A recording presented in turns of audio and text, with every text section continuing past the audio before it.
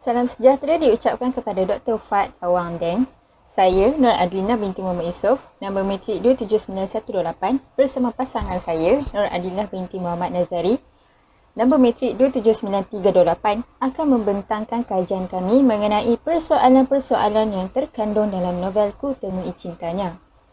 Pengenalan. Novel Ku Temui Cintanya ini bergenre romantis Islamik. Ianya merupakan karya yang dikarang oleh Dr. Farhan Hadi Muhammad Taib.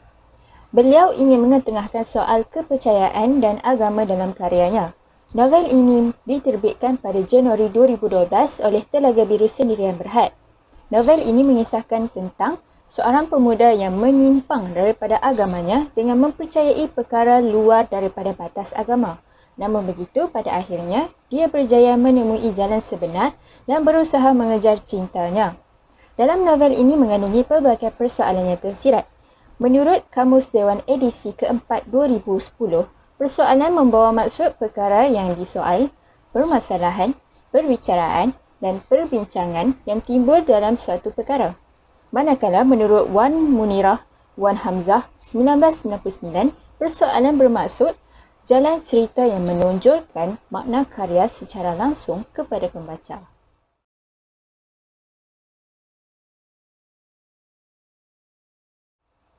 Persoalan-persoalan yang terkandung dalam novel. Persoalan pertama, masyarakat yang mempercayai perkara-perkara tahyul. Menurut Muhammad Farhan Mat Arifin 2012, tahyul bermaksud kepercayaan terhadap perkara-perkara yang tidak masuk akal dan atau kepercayaan kepada sesuatu yang dianggap tidak memberi manfaat. Ianya berkait rapat dengan unsur-unsur seperti semangat alam dan jin yang gaib. Perkara tahyul ini dianggap sebagai kepercayaan yang kuno. Namun, masih ada masyarakat kini yang mempercayai perkara-perkara tahyul.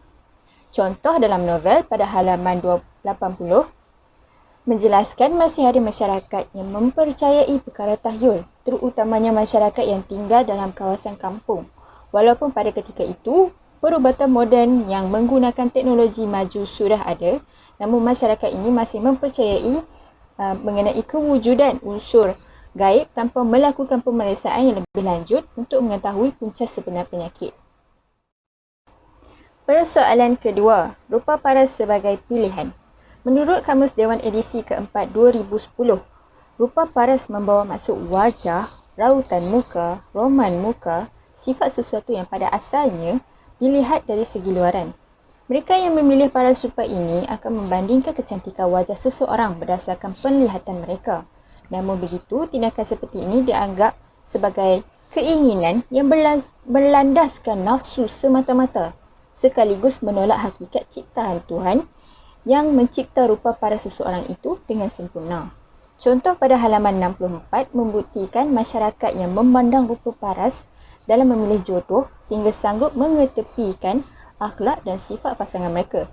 Walhal, rupa paras tidak dinilai sebagai cantik sekiranya akhlak dan pekerti tidak seelok rupa kerana rupa hanya dinilai dari luaran sahaja. Persoalan ketiga, berpengetahuan luas dalam ilmu perubatan.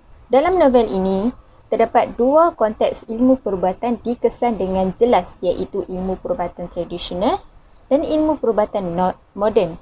Menurut Abu Razak Abdul Karim 2018 menerangkan konteks perubatan tradisional yang bersifat tipikal dengan menggunakan bahan-bahan seperti flora, fauna, ayat-ayat suci Al-Quran, mantra, jampi dan sebagainya. Perubatan secara ini tidak terlalu meluas pada masa kini tetapi masih digunakan bagi membantu rawatan yang tidak dapat diatasi oleh sains dan teknologi seperti perkara-perkara gaib dan sebagainya. Contoh yang dapat dilihat pada halaman 191 membuktikan bahawa ilmu perubatan tradisional dengan menggunakan ayat-ayat suci Al-Quran yang dinatakan dalam novel ini. Perubatan cara ini dilakukan menurut agama Islam bagi mengesan kehadiran makhluk halus atau makhluk yang tidak dapat dilihat dengan mata kasar. Sekiranya seseorang dimasuki atau ditumpangi makhluk tersebut, mereka akan merespon seperti bertindak ganas atau meracau kerana terkesan dengan ayat-ayat suci Al-Quran. Rawatan ini adalah untuk mengatasi dengan menggunakan ayat-ayat seperti ayat suci Al-Quran, ayat ruqyah, ayat kursi dan sebagainya. Konteks kedua, ilmu perubatan secara moden. Menurut Abdul Razak Abdul Karim 2018, perubatan moden ini merupakan bidang sains berkaitan biologi dengan mengamalkan kaedah diagnosis, rawatan susulan dalam mencegah sesuatu penyakit yang dapat dikesan puncanya melalui teknologi maju.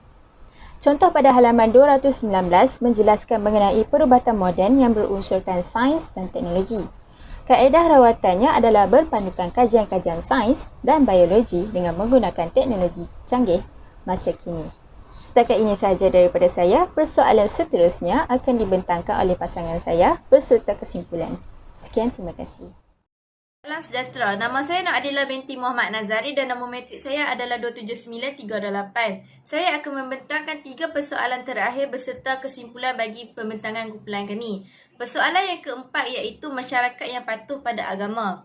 Agama mempunyai kaitan dengan hubungan etnik di Malaysia kerana agama merupakan identiti bagi membezakan etnik yang terdapat di Malaysia menurut Muhammad Faizal Ash'ari dan Muhammad Arif Kushairi pada 2019.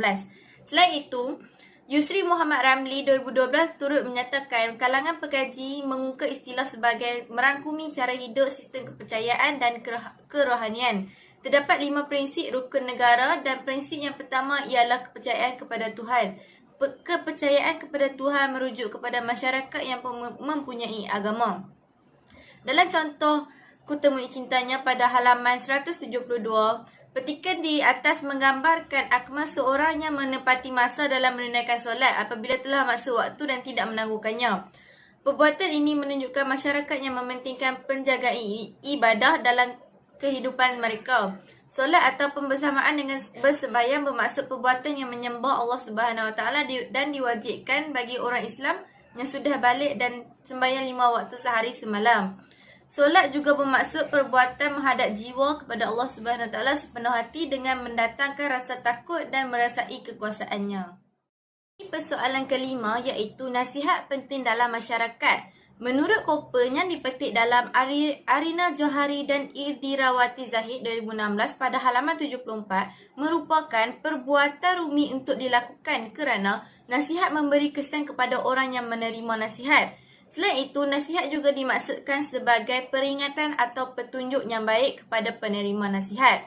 Selain itu, Goldsmith juga bersetuju bahawa nasihat adalah bentuk sokongan yang tidak dijangka oleh penerima nasihat.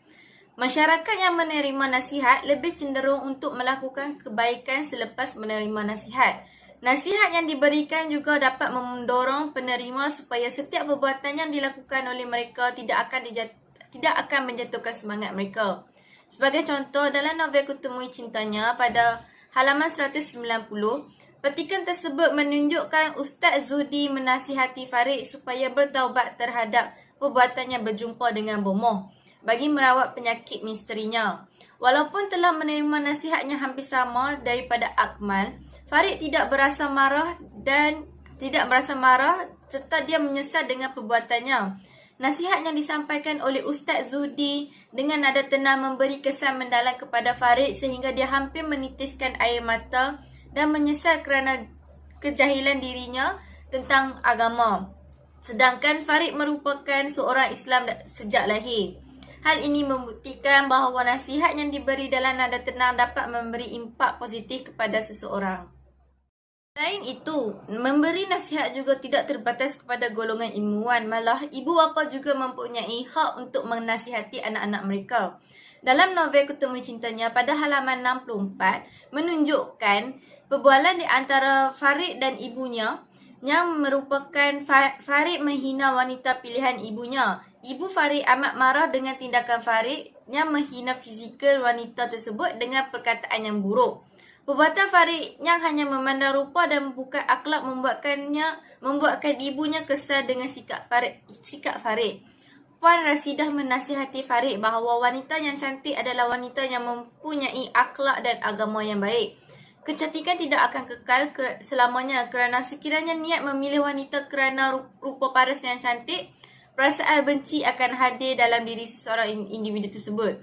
Nasihat Puan Rasidah kepada Farid menunjukkan kasih sayang seorang ibu kepada anaknya supaya Farid tidak akan menyesal di kemudian hari. Persoalan terakhir iaitu persoalan materialistik menyelah dalam masyarakat. Materialistik dimaksudkan dengan sifat manusia yang mementingkan kebendaan dalam diri mereka.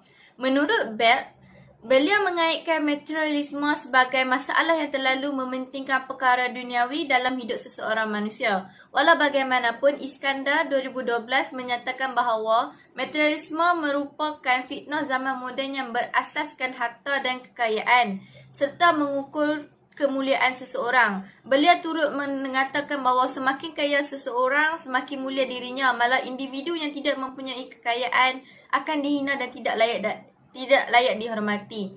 Dalam novel Kutemui Cintanya pada muka surat 133 menunjukkan peristiwa Sasha yang mementingkan harta benda. Sasha merupakan teman wanita Farid dan mereka telah berkenalan selama setahun.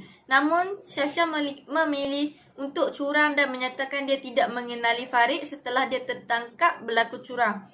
Farid berasa kesal dan sangat kecewa kerana dia amat mencintai Sasha. Farid sedar bahawa Sasha banyak menghabiskan duitnya, namun kerana cinta, Farid tidak memutuskan hubungannya dengan Sasha. Contoh kedua yang dapat dilihat pada halaman 10 hingga 11 menunjukkan Sasha adalah seorang individu yang digambarkan sebagai materialistik. Dia tanpa malu meminta Farid untuk membayar muka keretanya sebanyak RM10,000 dan tidak bertolak ansur untuk menggunakan kereta tempatan.